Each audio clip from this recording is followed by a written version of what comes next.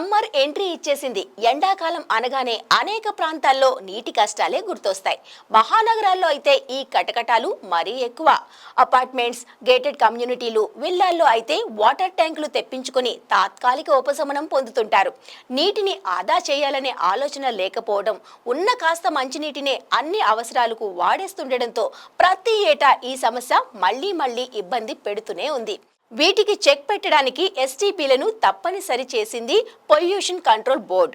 నగరంలో 120 ఫ్లాట్లు, ఇళ్లు ఉండే అపార్ట్మెంట్స్, గేటెడ్ కమ్యూనిటీలు, విల్లాల్లో మురుగునీటి శుద్ధి కేంద్రం తప్పనిసరైన నిబంధన ఇప్పటికే ఉంది. మరి వీటిని ఎంతమంది ఫాలో అవుతున్నారు? అసలు హైదరాబాద్లో ఎన్ని ఎస్టీపీలు ఉన్నాయి? నీటి శుద్ధికి ఎంత ఖర్చు అవుతుంది? శుద్ధి చేసిన నీటిని ఎలాంటి అవసరాలకు వాడుతున్నారు? పాత గేటెడ్ కమ్యూనిటీలు ఏర్పాటైనప్పుడు ఎస్టీపీలను ఏర్పాటు చేయని బిల్డర్లను వదిలేసి ఇప్పుడు అసోసియేషన్ల మీద పడటం ఎంతవరకు కరెక్ట్?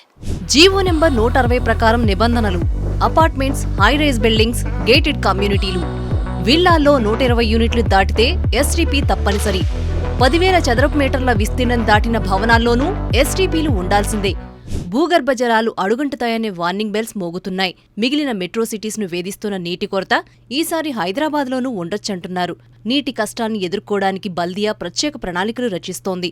ఇక పొల్యూషన్ కంట్రోల్ బోర్డు అయితే నీటి వృధాని అరికట్టడంతో పాటు మురుగునీటిని శుద్ధి చేసి ఇతరత్ర అవసరాల కోసం వినియోగించేలా అనేక నిబంధనలు తీసుకొచ్చింది. ఇందులో భాగంగానే జీవో నెంబర్ 168 నిబంధనల ప్రకారం హైదరాబాద్లో 120 లేదా అంతకన్నా ఎక్కువ ఫ్లాట్లు లేదా ఇళ్లు, లేకపోతే రోజుకు 80 KLD అంతకంటే ఎక్కువ మురుగునీటిని వదిలే అపార్ట్మెంట్స్, హైరైజ్ బిల్డింగ్స్, గేటెడ్ కమ్యూనిటీలు, విల్లాల్లో సీవరేజ్ ట్రీట్మెంట్ ప్లాంట్స్ ఏర్పాటును తప్పనిసరి చేసింది. కొత్తగా నిర్మిస్తోన్న ప్రాజెక్టుల్లోనే కాదు, ఓల్డ్ కమ్యూనిటీల్లోనూ ఎస్టీపీలు ఖచ్చితంగా ఉండాలనే నిబంధన తెచ్చారు. నిర్మాణాలు 10,000 చదరపు మీటర్ల విస్తీర్ణం దాటిన భవనాల ప్రాంగణంలోనూ మురుగునీటి శుద్ధి ప్లాంట్లు ఏర్పాటు చేసేలా మున్సిపల్ శాఖ నుంచి ఆదేశాలు ఉండడంతో 50 యూనిట్లు ఉన్న ప్రాజెక్టుల్లోనూ ఎస్టీపీలు ఏర్పాటు చేయాలనే నిబంధనని గ్రేటర్ పరిధిలో అమలు చేస్తున్నారు. వీటి నిర్మాణానికి ముందు తెలంగాణ కాలుష్య నియంత్రణ బోర్డు నుండి అనుమతి తీసుకోవాలి.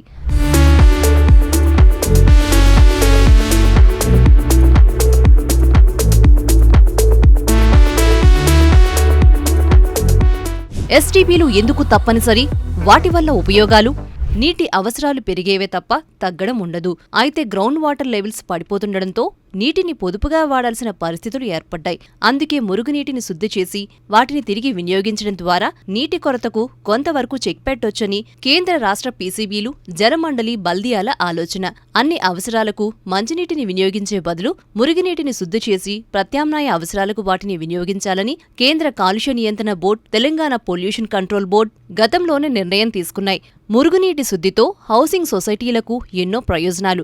శుద్ధి చేసిన నీటిని మొక్కలకు, ఫ్లషింగ్, కార్ వాష్ లాంటి అనేక అవసరాలకు వినియోగించుకోవచ్చు. దీనివల్ల భూగర్భ జలాల్ని అధికంగా తోడాల్సిన అవసరముండదు. అందుకే గేటెడ్ కమ్యూనిటీలు, అపార్ట్మెంట్స్, విల్లాల్లో ఎస్టీపీలని తప్పనిసరి చేసింది పీసీబీ. అలాగే సీవరేజ్ ప్లాంట్ల ఏర్పాటు, శుద్ధి చేసిన నీటిని వినియోగించే వారికి ఆస్తి పన్నులో రాయితీ కూడా ఇస్తున్నారు.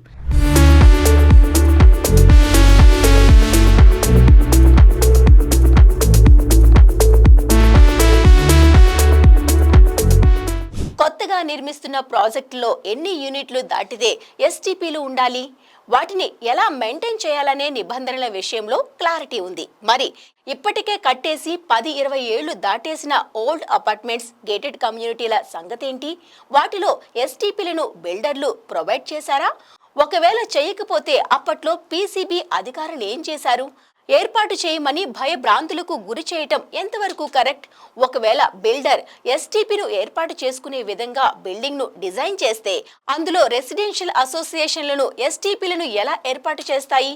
ఈ విషయాన్ని ఆలోచించగా పీసీబీ ఎడాపెడా నోటీసులను ఇవ్వడం ఎంతవరకు కరెక్ట్?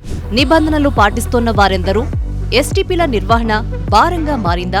కొత్తగా నిర్మాణాలు జరుపుకుంటున్న వివిధ రకాల రెసిడెన్షియల్ ప్రాజెక్ట్స్లో 100 అంతకు మించి ఫ్లాట్లు ఉండడం కామన్ అయిపోయింది. ఎస్టీపీలు ఉన్న ప్రాజెక్టులకే ఆక్యుపెన్సీ సర్టిఫికేట్ జారీ చేయాలనే నిబంధన ఉండడంతో అపార్ట్మెంట్స్, గేటెడ్, విల్లా కమ్యూనిటీల్లో నిర్మాణ సంస్థలు సీవరేజ్ ప్లాంట్లు నిర్మిస్తున్నాయి. 500 నుంచి 2-3 వేల యూనిట్లు నిర్మిస్తున్న బిల్డర్లు అనివార్యంగా ఎస్టీపీలను ఏర్పాటు చేసి నిర్మాణం పూర్తయి ఓసీ వచ్చాక స్థానిక అపార్ట్మెంట్ అసోసియేషన్లకు అప్పగించి చేతులు దులిపేసుకుంటున్నారు. ఎస్టీపీలను అసోసియేషన్స్ కొంతకాలం సక్రమంగానే నిర్వహించినా ఆర్థిక భారంతో ఆ తర్వాత వాటిని వినియోగించడం లేదు. దీనికి వారు చెప్పే కారణం కరెంట్ ఛార్జీల భారం ఎక్కువైపోతుందని, లక్షల్లో బిల్లులు వస్తున్నాయని, అంత ఖర్చు భరించలేమంటున్నారు. అలాగే మురుగునీటి శుద్ధి కారణంగా పరిసరాలు దుర్వాసన కూడా మరో రీజన్. ఇంకొన్ని చోట్ల సీవరేజ్ ప్లాంట్లను నడిపిస్తున్నప్పటికీ శుద్ధి నీటిలో కాలుష్య కారకాలు అలాగే ఉంటున్నాయనే విమర్శలున్నాయి. అదే సమయంలో కొన్ని నిర్మాణ సంస్థలు అనేక ప్రాజెక్టుల్లో ఎస్టీపీలను ఏర్పాటు చేయడం లేదని, అసలు సీవరేజ్ ప్లాంట్లు ఉన్నాయా, ఉంటే పనిచేస్తున్నాయా, అవసరమైన యంత్రాలు పైప్లైన్లు ఏర్పాటు చేశారా అన్నది పరిశీలించకుండానే అధికారులు ఓసీలు ఇచ్చేస్తున్నారనే ఆరోపణలు సైతం వస్తున్నాయి.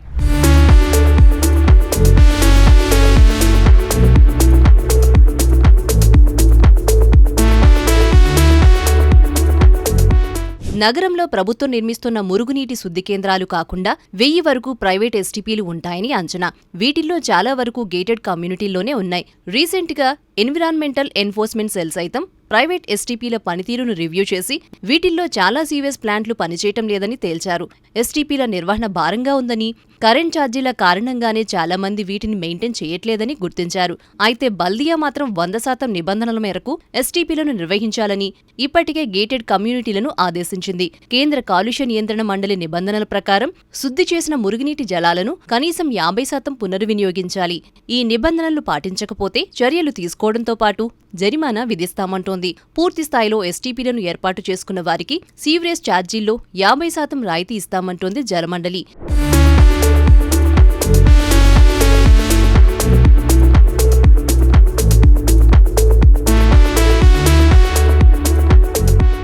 గతంలో గేటెడ్ కమ్యూనిటీలో శుద్ధి చేసిన నీటి అవసరం ఎంత ఉందనే దాన్ని బట్టి ఎస్టీపీలను నిర్మించేవారు.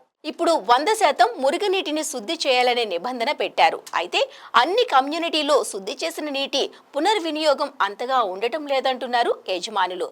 ఫ్లషింగ్, ప్లాంట్స్, కార్ వాషింగ్ కు వాడిన తర్వాత కూడా చాలా నీరు మిగిలిపోతుందని, ఏం చెయ్యాలో తెలియక డ్రైన్లలో కలిపేస్తున్నారని, ఎంతో ఖర్చుతో శుద్ధి చేసిన నీటిని డ్రైన్లలో కలపడం వల్ల డబ్బులు వృధా అవుతున్నాయని అంటున్నారు. అందుకే పీసీబీ ఏం చేయాలంటే శుద్ధి చేసిన మురుగు నీటిని పరిశ్రమలకు సప్లై చేసే వ్యవస్థను ఏర్పాటు చేయాలి. ఫలితంగా పరిశ్రమలకు ఉపయోగకరంగా ఉంటుంది. కానీ ఈ పనిని పీసీబీ ఎంత మేరకు విజయవంతంగా నిర్వహిస్తుందనేది $1 మిలియన్ ప్రశ్న. జీవో నంబర్ 231 ప్రకారం తెలంగాణలోని ఓల్డ్ అపార్ట్మెంట్స్, గేటెడ్ కమ్యూనిటీలు, తెలంగాణ మున్సిపాలిటీల నీటి సరఫరా, డ్రైనేజీ, మురుగునీటి పారుదల నియమాలు 2020కి కట్టుబడి ఉండాలి. దీని ప్రకారం ఓల్డ్ రెసిడెన్షియల్ ప్రాజెక్టుల్లోని ఎస్టీపీలకు క్రమం తప్పకుండా నిర్వహణ అవసరం. అందులో బ్లోయర్లు, వెంటిలేషన్, మెకానికల్ పార్ట్స్, ఎయిర్ ఫిల్టర్లు, పైపులు, డిఫ్యూజర్లు, మురుగునీటి నాణ్యతను ఎప్పటికప్పుడు తనిఖీ చేస్తుండాలి. ప్రైమరీ ట్యాంకులు, సోక్ అవేలను మ్యానుఫ్యాక్చర్ సర్వీస్ స్టాఫ్తో సంబంధం లేకుండా సొసైటీనే క్రమం తప్పకుండా ఖాళీ చేయాలి. వర్షపు నీరు ఎస్టీపీల్లోకి ప్రవేశించకూడదు. దీనివల్ల బ్యాక్టీరియా ఫ్లషింగ్, వరదలు వచ్చే అవకాశం ఉంది.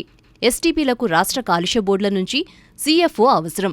ఈ సీఎఫ్ఓను ప్రతి 5 ఏళ్లకోసారి రెన్యువల్ చేయించుకోవాలి. కన్సెంట్ ఫర్ ఆపరేషన్కు అనుమతులిచ్చే ముందు స్టేట్ పొల్యూషన్ బోర్డ్స్ క్షుణ్ణంగా తనిఖీలు నిర్వహిస్తాయి. ఎస్టీపీల ఏర్పాటు, నిర్వహణకు సంబంధించిన అన్ని బాధ్యతలు అపార్ట్మెంట్ అసోసియేషన్లకే ఉంటాయి. ఒకవేళ ఎస్టీపీలు లోపభూయిష్టంగా ఉంటే గేటెడ్ కమ్యూనిటీలు లేదా వాటిని నిర్వహించడంలో విఫలమైన వారిపై చర్యలు తీసుకునే అధికారం జీహెచ్ఎంసీకుంది. సీవరేజ్ ప్లాంట్లను తప్పనిసరిగా ఏర్పాటు చేయాల్సిందేనంటున్నారు అధికారులు. ఇందులో ఎలాంటి మినహాయింపులు లేవని, ఎస్టీపీలు లేకపోతే ఫైన్ గ్యారంటీ అని తేల్చి చెబుతున్నారు.